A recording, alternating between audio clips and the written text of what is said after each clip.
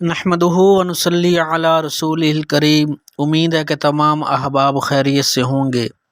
حماد بن سلمہ رحمۃ اللہ علیہ ایک مشہور محدث ہیں جو روزانہ 50 آدمی کے روزے کے افطار کرانے کا اہتمام فرماتے تھے۔ چنانچہ ایک روایت ہے کہ خدائے ذوالجلال روزانہ افطار کے وقت ایسے 10 لاکھ آدمیوں کی گردن جہنم سے آزاد فرماتے ہیں جو جہنم کے مستحق ہو چکے ہیں، مگر ایسے مبارک ایام میں ایک بد نصیب شخص ایسا بھی ہے جس کی مغفرت نہیں کی جاتی اور وہ اللہ پاک کی رحمت سے محروم رہ جاتا ہے۔ یہ وہ شخص ہے جس نے شراب سے روزہ افطار کیا ہو۔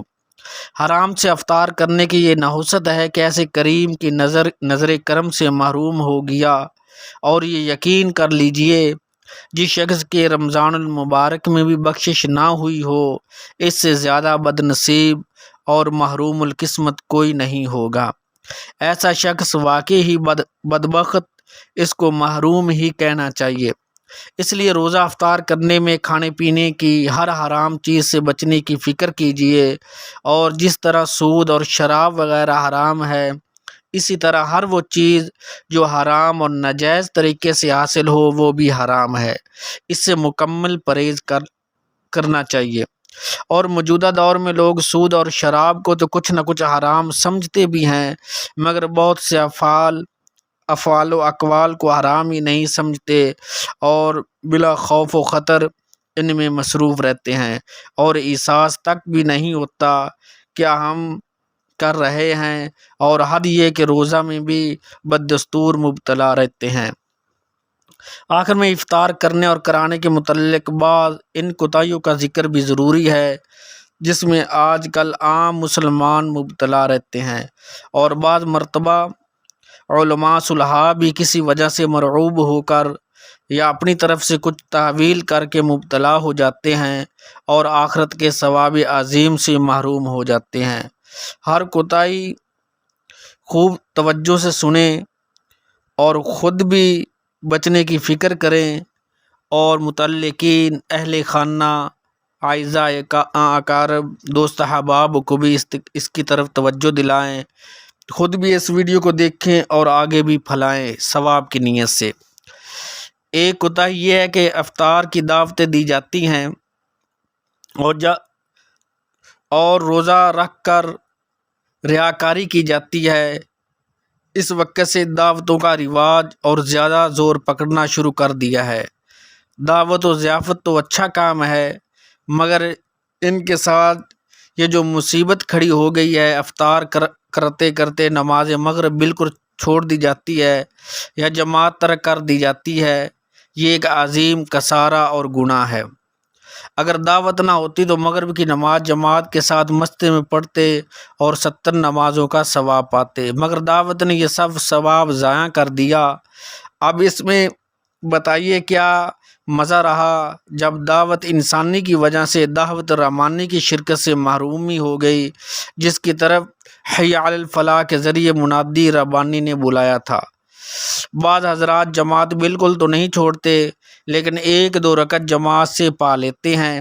ان میں وہ حضرات بھی ہوتے ہیں جو دوسرے مہینوں میں صف اول اور تکبیر اللہ کا بالکل اہتمام کرتے ہیں، مگر رمضان المبارک جیسے ہی مبارک مہینے میں صف اول اور تکبیر اللہ کے عظیم ثواب کو افطار کے نظر کر دیتے ہیں۔ اللہ تعالی ہم سب کو سمجھ عطا فرمائے۔ بعض دعوتوں میں مولوی حافظ قاری حضرات بھی موجود ہوتے ہیں۔ یہ صاحب دعوت کے گھر ہی نماز کی جماعت پڑھا دیتے ہیں۔ اس میں جماعت کا ثواب تو مل جاتا ہے، مگر 2 باتیں اس میں قابل توجہ ہیں۔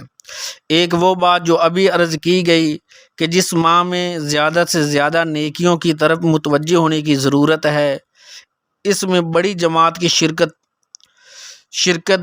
شرکت اور مسجد جانے میں جو ہر قدم پر نیکی لکھی جانی تھی، اس سے محروم ہو گیا۔ اور دوسرا یہ کہ مسجد کی جماعت چھوڑ کر گھروں میں چھوٹی چھوٹی جماعتیں کرنا شریعت کے مزاج کے خلاف ہے، اور سنت نبوی علیہ السلام کے ساتھ بالکل اس کا جوڑ نہیں۔ ہر نیک کام کی رفعت و بلندی کا معیار سنت کے مطابق ہونا چاہیے۔ تھوڑا تھوڑا ہٹنے سے آگے چل کر بہت زیادہ آدمی ہٹ جاتا ہے۔ بہت سی بدعات نے اس طرح رواج پایا ہے۔ شاید کوئی خیال فرمائے کہ دعوت جیسی نیکی سے روکا جا رہا ہے، حالانکہ یہ سنت کا کام ہے، سنت ہونے میں کیا شک ہے، مگر نماز با جماعت مسجد میں ادا کرنے کیا سنت نہیں؟ ضرور سنت ہے، اور بہت بڑی سنت ہے، اس کو مت چھوڑو، اور دعوت بھی خوب کھاؤ، جس کا طریقہ یہ ہے کہ صاحب دعوت سے کھجور لے کر افطار کر لیں اور نماز با جماعت مسجد میں ادا کریں، اور نماز سے فارغ ہو کر اچھی طرح اور اطمینان سے دعوت نوش فرمائیں۔ اس میں دنیا آخرت دونوں کا نفع ہے۔ بعض حضرات اپنے گھروں میں روزہ افطار کراتے ہیں، ان کے ساتھ بھی یہی ہوتا ہے، اکثر کی جماعت برباد ہو جاتی ہے۔ پھر جب مسجد میں جماعت ملنے سے مایوسی ہوتی ہے تو اکثر لوگ گھر ہی میں نماز پڑھ لیتے ہیں، اس طرح روزانہ مسجد کی برکات سے محروم رہتے ہیں۔ جب ان سے مسجد میں افطار کے لیے کہا جاتا ہے تو مسجد میں افطار کرانے کو حقیر سمجھتے ہیں، اور ایسا کرنا ان کے لیے عار کا باعث ہے۔ افسوس، اپنے گھر میں یا کسی بندہ کے گھر میں جا کر کھانا فخر اور خدا پاک کے در پر حاضر ہونا اور افطار کرنا عار ہے۔ اگر یہی خیال ہے تو تمام افطار بیکار ہی بیکار ہے۔ بہت سے حضرات افطار تو مسجد میں کرتے ہیں اور نماز بھی جماعت سے پڑھ لیتے ہیں، مگر یہ لوگ دوسری قسم کی کوتاہی میں مبتلا ہوتے ہیں اور مسجد کے آداب کا خیال نہ رکھنا، مثلاً پہلی کھجوریں وغیرہ کھا کر ان کی گٹلیاں مسجد ہی میں ڈال دینا، بعض دفعہ مسجد کے دریوں اور صفوں میں پڑی رہتی ہیں، جس سے بعض لطیف المزاج حضرات کو سخت اذیت ہوتی ہے، اور مسجد کو گندہ کرنے کا گناہ اس سے الگ ہے۔ دوسری بات، مسجدوں میں مختلف قسم کی افطاری ہوتی ہے اور اس کو تقسیم کیا جاتا ہے۔ افطار کرنے والے حضرات اس کو لے کر مسجد کے مختلف گوشوں میں بیٹھ جاتے ہیں اور پھر افطار کے وقت اس پر ایسے جھپٹتے ہیں کہ کچھ ہوش نہیں رہتا۔ چاول، دالیں اور دیگر اشیاء کے چھوٹے چھوٹے ٹکڑے مسجد کے صحن میں خوب پھیل جاتے ہیں۔ بعض لوگ صفوں پر بیٹھ کر ایسا کرتے ہیں کہ دریاں خراب ہو جاتی ہیں اور پھر تمام نمازیوں قدموں میں آ کر چپکتی ہیں، جس سے سب سے بڑا گناہ خدا ذوالجلال کی عطا کی ہوئی روزی کی سخت ناقدری اور ناشکری ہے۔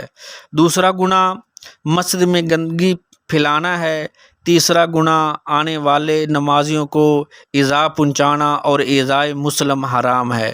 تیسری بات، بسا اوقات افطار کے دوران اذان ہو جاتی ہے، اس لیے پھر یہ حضرات جلدی کر کے جماعت کی فکر کرتے ہیں اور مسجد کی دریاں اسی گندے صحن پر بچھا کر نیت باندھ لیتے ہیں، جس سے مسجد کی دریاں خراب ہو جاتی ہیں اور مؤذن کو تکلیف ہوتی ہے۔ اور نمبر 6، بعض جگہ مسجد میں آنے والی عمدہ افطاری بھیجنے والوں کی طرف سے بلا کسی تعین اور تخصیص کی الگ چھپا کر رکھ دی جاتی ہے اور عام افطاری تقسیم کر دی جاتی ہے۔ پھر اس کو نماز کے بعد خاص حضرات مل کر خوب اڑاتے ہیں، اور یہ چوری نہیں تو اور کیا ہے۔ افطار کرانے والے نے اس غرض سے مسجد میں بھیجا کہ روزہ اس سے افطار کریں اور اس کو ثواب ملے، اور یہاں اس غریب کی افطاری کا یہ خون ہوتا ہے کہ کچھ تو اللہ کا خوف کریں اور عذاب آخرت سے ڈریں۔ اللہم لا تقتلنا بغضبک ولا تہلکنا بعذابک۔ اللہ تعالیٰ تمام مسلمان مرد اور عورتوں کو رمضان المبارک اور افطار کرانے کی تمام فیوز و برکات سے مالا مال فرمائے، اور تمام گناہوں، نافرمانیوں اور کوتاہیوں سے بچنے کی اللہ توفیق دے۔ اللہ تعالیٰ تمام احباب کو اس پر عمل کی توفیق عطا فرمائے۔